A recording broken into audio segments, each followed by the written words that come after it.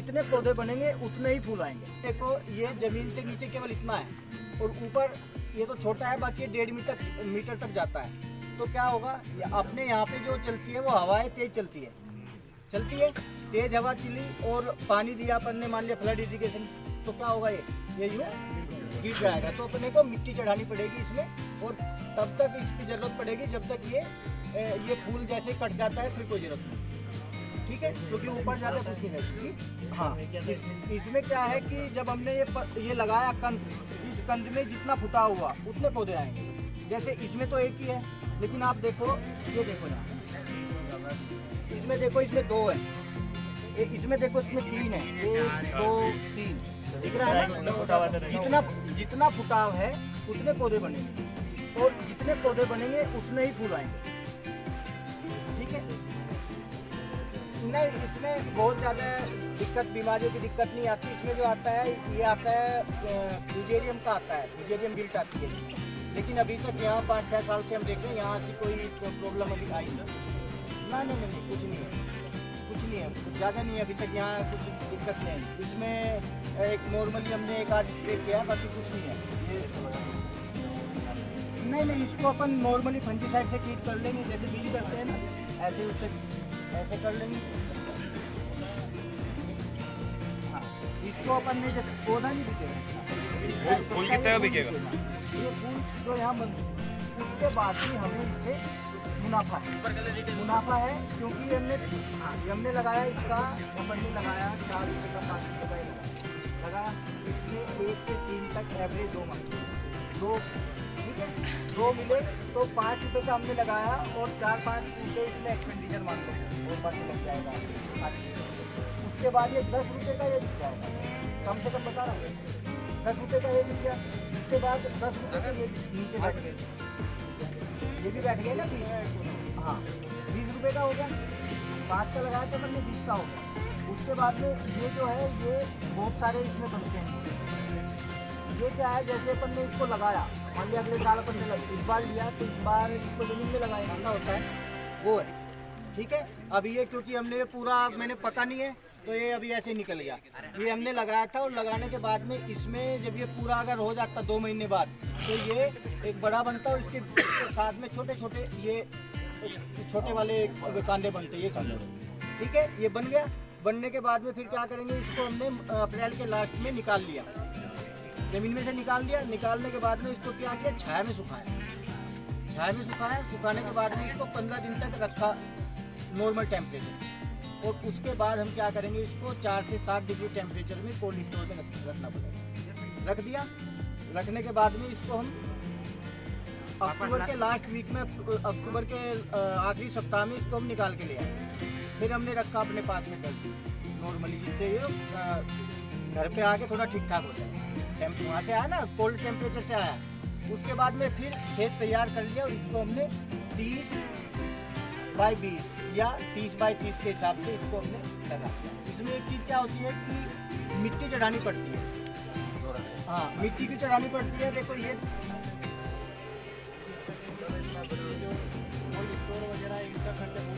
नहीं, सुनो, cold store का कुछ खर्चा नहीं है। 10 बोरे में हर बार रख के आता हूँ, पिछले 6 साल से आने का और जाने का लगता है 500 रुपये लगते हैं, 6 महीने का चार्ज, ठीक है ना। मात्र 500 रुपये चार्ज लगते हैं। या इंदौर में कोल्ड स्टोर है, सहकारी सीट है, उसके इतना बिल्कुल 10 चीज़ की 50 को देते हैं।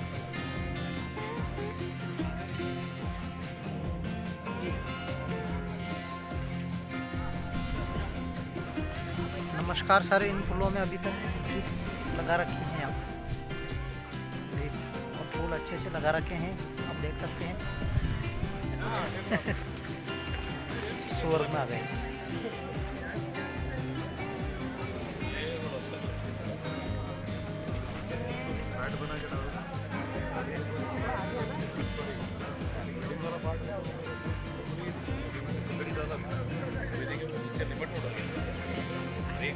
अच्छा चल रहा है, पर्सनल रेट से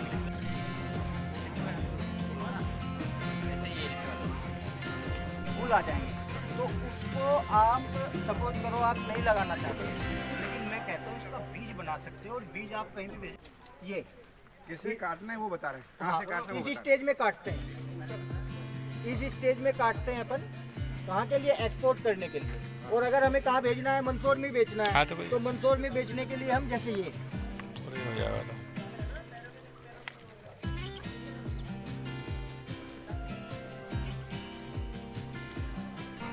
ये अच्छी सब्जी कोई ना नहीं, कोई बात नहीं। ये कहाँ मंदसौर के लिए और ये कहाँ में दिल्ली भेजने के लिए, ठीक है। क्यों? क्योंकि ये 1 से 2 दिन लगेंगे वहाँ और 2 दिन में ये इस कंडीशन में आ जाएगा, खिल जाएंगे, खिल जाएंगे। कटने के बाद तोड़ने के बाद चलेगा। और अब जैसे हमने तोड़ लिया इसको, पानी में रख देंगे तो ये बड़े आराम से 10 दिन तक चलेगा। और ये जो ऊपर दिख रहा है ये भी खिलेगा।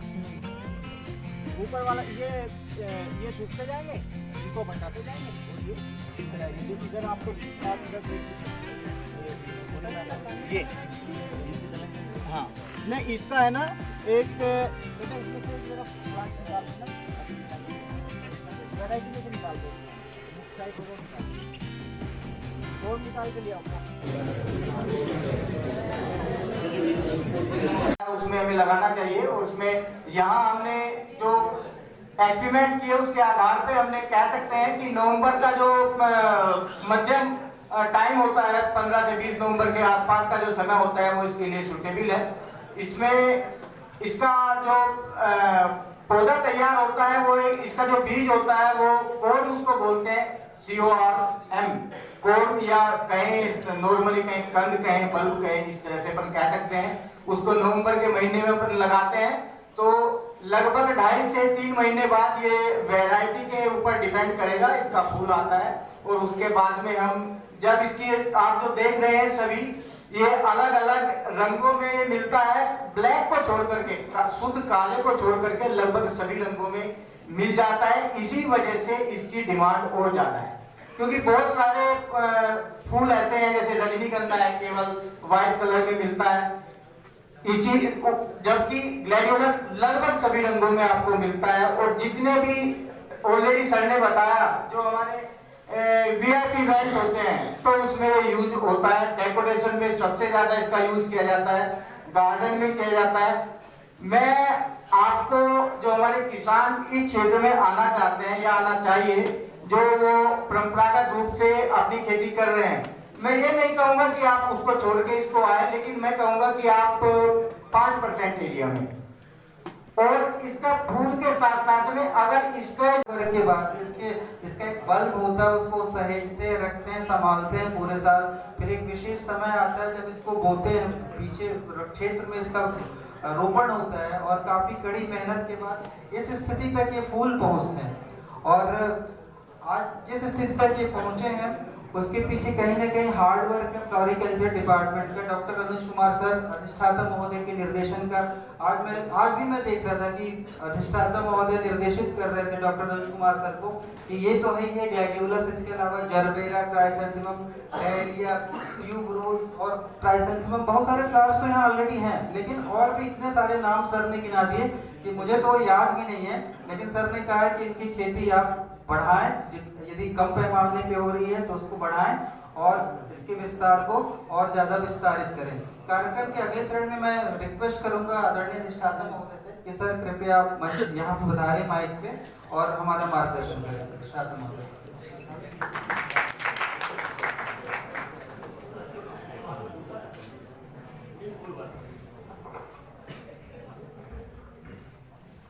मंचासीन सभी सम्मानित सदस्यगण, दोनों मैडम, क्योंकि मैं जल्दी में मुझे बुला लिया तो मैं नाम भी आपको पता नहीं लगा पाया। पहले बोलने में फायदा जरूर होता है, पर इस साल मैंने पूरा ध्यान दिया और इसको इस हाइट पर पहुंचाने की कोशिश कर रहा हूँ कि अगले साल ये प्रयास करूंगा मैं कि यहाँ से हम दिल्ली और बॉम्बे जो कोशिश में है कि हमको कुछ नंबर मिलते हैं तो होटल्स के लिए यहाँ से आवश्यकता पड़े तो हम एक दो बार किसी को भेज के या बाई फ्लाइट इंदौर से बुक करके भेजे जा सकते हैं, तो इसकी बहुत कीमत है। हम प्रयास करेंगे कि अगले साल होटल्स में हमारे पास होंगे, मान लीजिए 500 स्टिक्स हैं या ये हैं, तो इनको हम सीजन के हिसाब से उनको मतलब 15-20-25 दिन, 1 महीने, 2 महीने के लिए सप्लाई करेंगे। इसकी शेयरिंग लाइफ कम से कम यदि आप प्रॉपरली इसको रखें कैसे ठीक तरीके से तो 10 से 15 दिन होती है। और आपको सुन के आश्चर्य हो रहा होगा कि जितना कलेक्शन इसका यहाँ पर है, मतलब ये जो अलग अलग आप देख रहे हैं ना इनकी कलर्स, ये कलेक्शन भारत में शायद ही किसी के पास होंगे। भारत सरकार का जो IRI है दिल्ली में, हॉर्टिकल्चर का एक सेंटर बेंगलोर में है, एक बनारस में है, वहाँ पर कहीं पर भी ग्लोरियस की इतनी अच्छी वैरायटी नहीं। ये चीज हमको भी तब पता चली जब हमने इसको हाईलाइट किया और देखा, सर्च किया तो पता चला कि इतनी किसी पर वैरायटी नहीं है। ग्वालियर के मेले में वहाँ पर यह स्थिति हुई कि वो मेरा तो पूरा